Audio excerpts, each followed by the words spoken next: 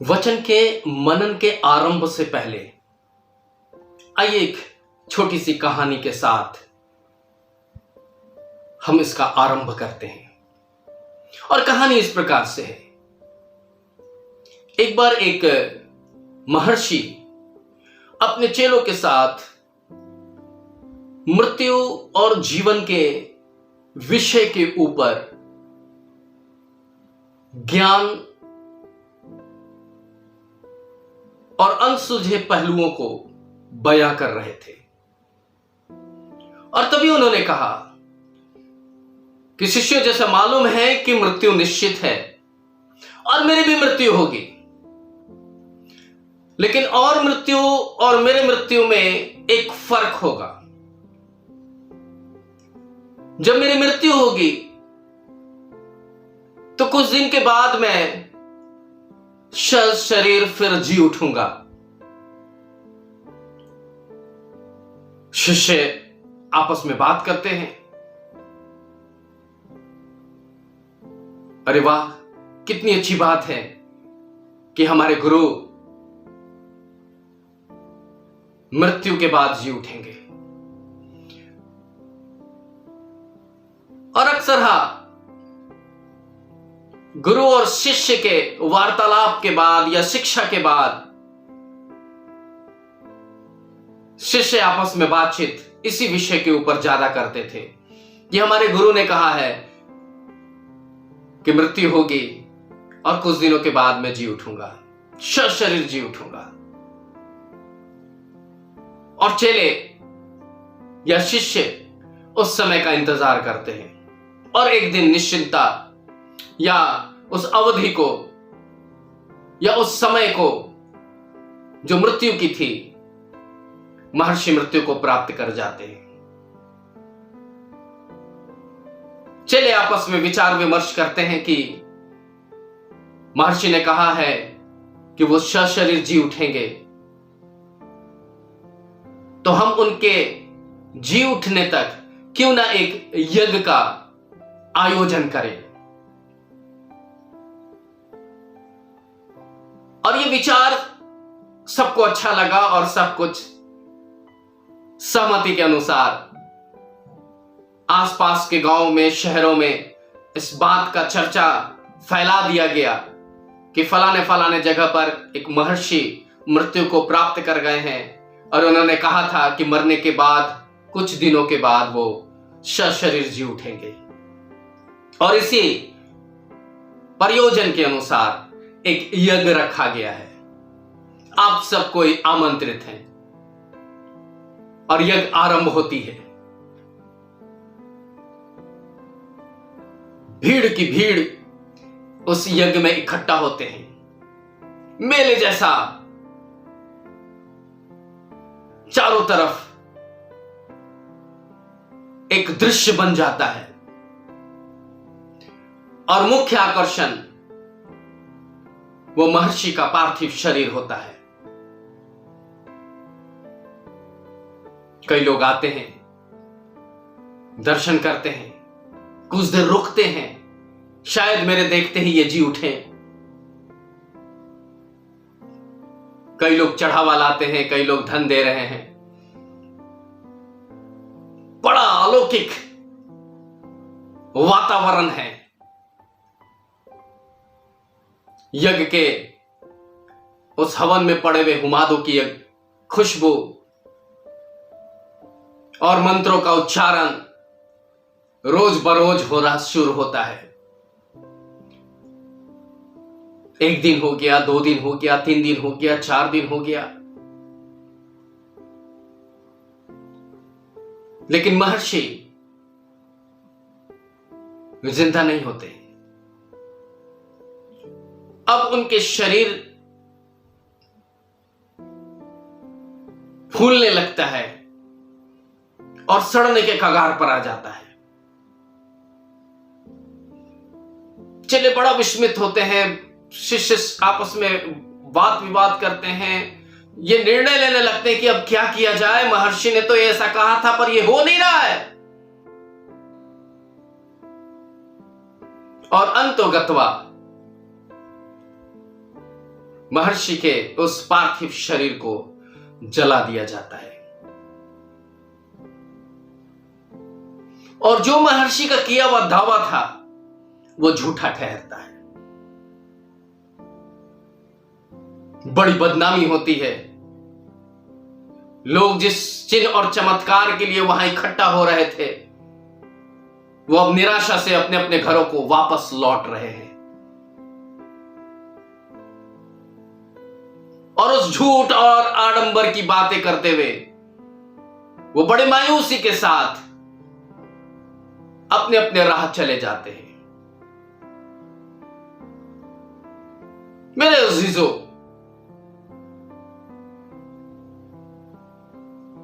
इस कहानी का कहने का अभिप्राय यह होता है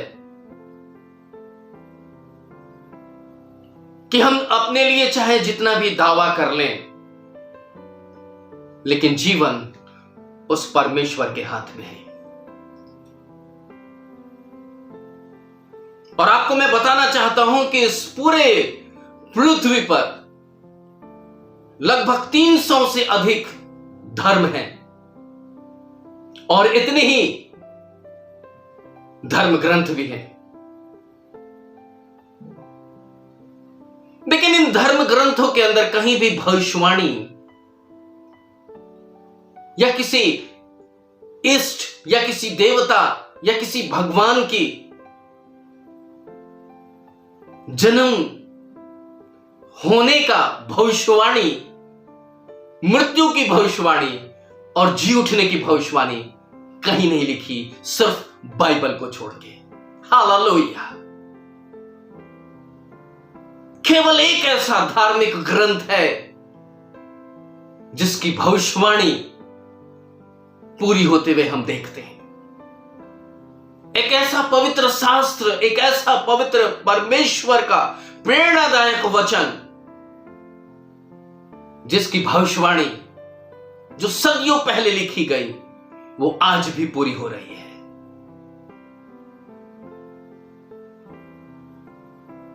और इसी बाइबल पर हमारा और आपका विश्वास आधारित है, जो हम मसीह में हैं, जो हम मसीह में पाए जाते हैं। हमारा विश्वास यही है कि बाइबल हमारी जिंदगी है, बाइबल खुदा का सच्चा कलाम है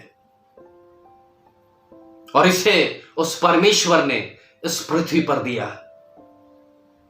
ताकि जो कोई उसे पढ़े, विश्वास करे, नाश ना हो परंतु अनंत जीवन पाए।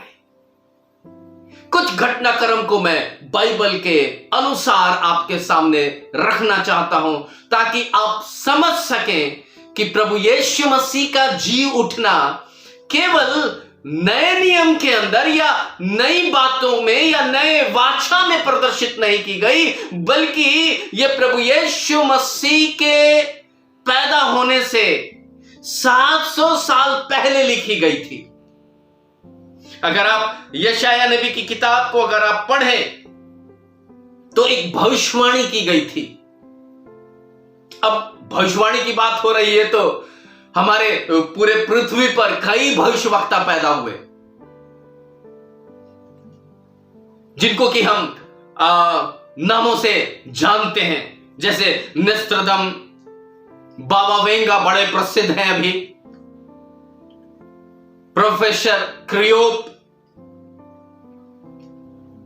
Peter Harricors, Jane Dixon, Julius Verne, professor हरार,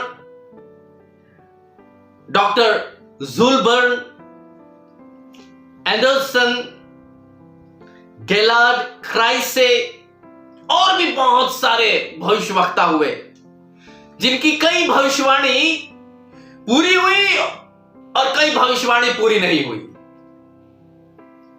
लेकिन बाइबल के अंदर जो भविष्यवक्ता हुए उनकी कही हुई बात पूरी होते हुए हम देखते हैं। और जैसा कि मैंने आपसे कहा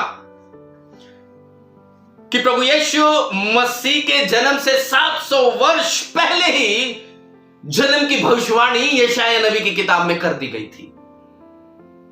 अगर हम यशायाह नबी किताब उसके 9वें अध्याय और उसके 6वें पद को पढ़े तो वहां पर इस प्रकार से लिखा है, क्योंकि हमारे लिए एक बालक उत्पन्न हुआ, हमें एक पुत्र दिया गया और प्रभुता उसके कांधे पर होगी और उसका नाम अद्भुत युक्ति करने वाला, पराक्रमी परमेश्वर, अनंत काल का पिता और शांति का राजकुमार रखा जाएगा।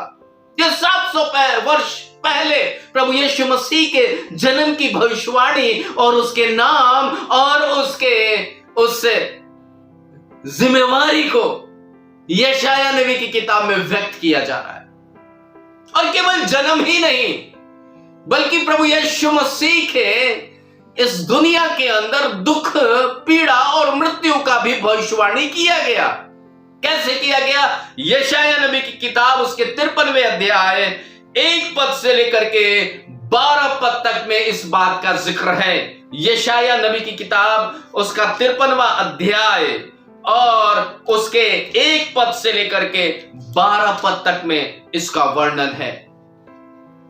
यीशु मसीह को हमारे पापों के लिए दुख उठाना था, इसकी भविष्यवाणी की गई थी।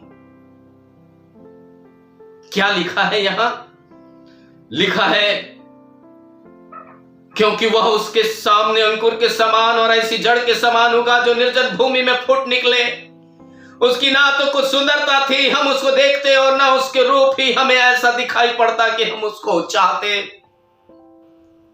वह तुच्छ जाना जाता और मनुष्य का त्यागा हुआ था। वह दुखी पुरुष था, रोग से उसकी जान पहचान थी और लोग उसके मुख फेर लेते थे। वह तुच्छ जाना गया और हमने उसका मूल्य ना जाना। निश्चय उसने हमारे रोगों को सह लिया, हमारे ही दुखों को उठा लिया, तो भी हमने उसे परमेश्वर का मारा, कूटा और दुर्दशा में पड़ा हुआ समझा। परंतु वो हमारे ही अपराधों के कारण घायल किया गया, वह हमारे अधर्म के कामों के अनुसार कुचला गया, हमारी इस शांति के लिए उस पर ताड़ना पड़ी कि उसके कोड़े खाने से हम चंगे हो जाएं। हम तो सब के सब भेड़ों के नाई भटक गए थे, हम में से हर एक ने अपना मार्ग लिया और यहोवा ने हम सबों को अधर्म का बोझ उसी पर लाद दिया। वह सताया गया तो भी वह सहता रहा और अपना मुंह न खोला। जिस प्रकार भेड़ वध होने के समय और भेड़ी ऊन कतरने के समय चुपचाप और शांत रहती है, वैसे ही उसने भी अपना मुंह ना खोला। अत्याचार करके और दोष लगा करके वे उसे ले गए। उस समय के लोगों में से किसने इस पर ध्यान दिया कि वह जीवितों के बीच में से उठा लिया गया?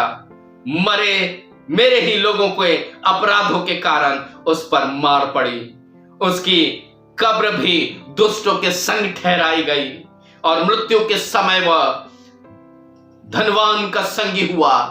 यद्यपि उसने किसी प्रकार का उपद्रव ना किया था और उसके मुंह से कभी छल की बात नहीं निकली थी, तो भी यहोवा को यही भाया कि उसे कुचले, उसने उसे रोगी कर दिया।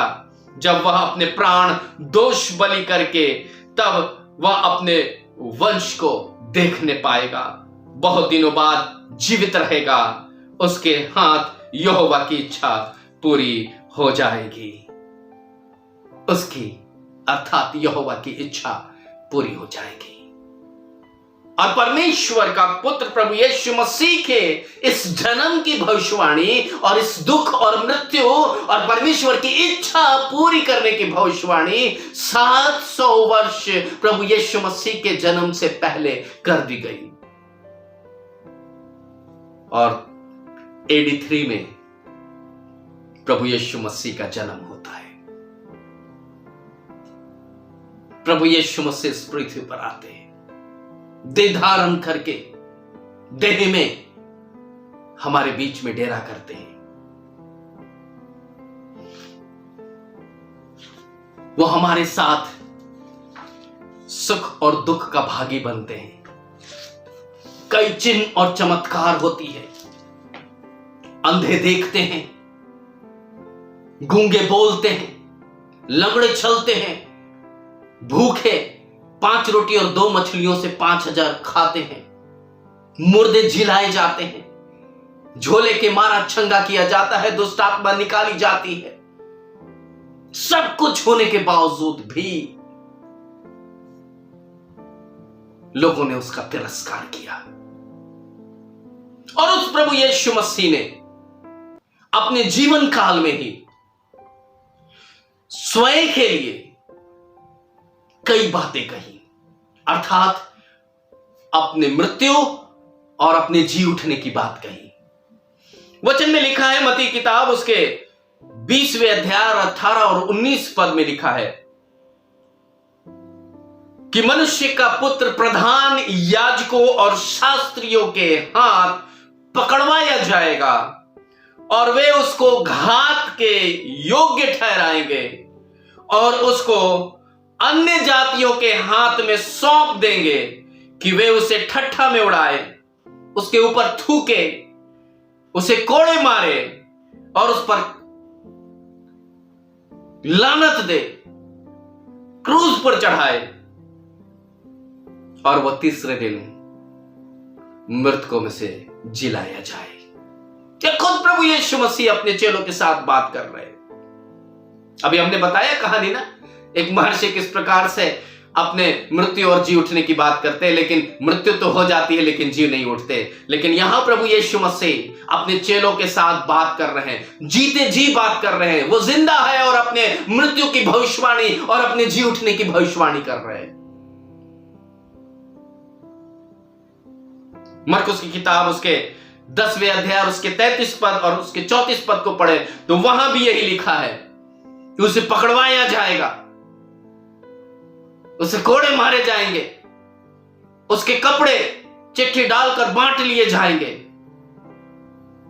उस पर दोषारोपण लगाया जाएगा, क्रूस पर चढ़ाया जाएगा, मृत्यु को प्राप्त करके वो फिर तीसरे दिन मृतकों में से जी उठेगा।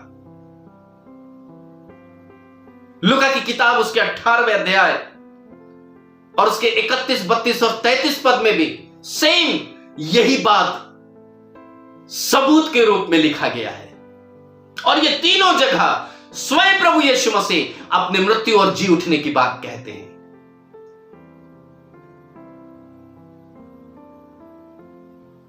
और फिर वक्त आता है, वो समय आती है कि प्रभु यीशु मसीह क्रूस पर चढ़ाया जाता है और हम इस बात का विश्वास करते हैं कि वो हमारे लिए क्रूस पर चढ़ा, हमारे लिए दुख सहा, हमारे लिए ताड़ना सही, हमारे लिए थप्पड़ खाए, हमारे लिए उसके दाढ़े नोचे गए, हमारे लिए कांटों का ताज पहना और हमारे लिए सलीब का दंड उसने पाया ताकि हम पाप से बच जाएं। यही हमारा विश्वास है। और जिस प्रकार से उसे क्रूस पर चढ़ाया जाना था, मत्ती किताब उसके 27वें अध्याय और उसके 35 पद में लिखा है कि उन्होंने उसे क्रूस पर चढ़ा दिया। मरकुस की किताब 15वां अध्याय और उसके 24 पद इस बात को पुख्ता करती है कि प्रभु यीशु मसीह को उन्होंने पकड़ा और कई प्रकार की यातनाएं दी और उसको क्रूस पर चढ़ा दिया। लूका की किताब उसका 23वां अध्याय और उसके 33 पद में इसी बात का जिक्र किया गया है कि वहां उसे कुकर्मियों के साथ क्रूस पर चढ़ा दिया गया। और यूहन्ना की किताब उसका 19वां अध्याय और उसका 18 पद कहता है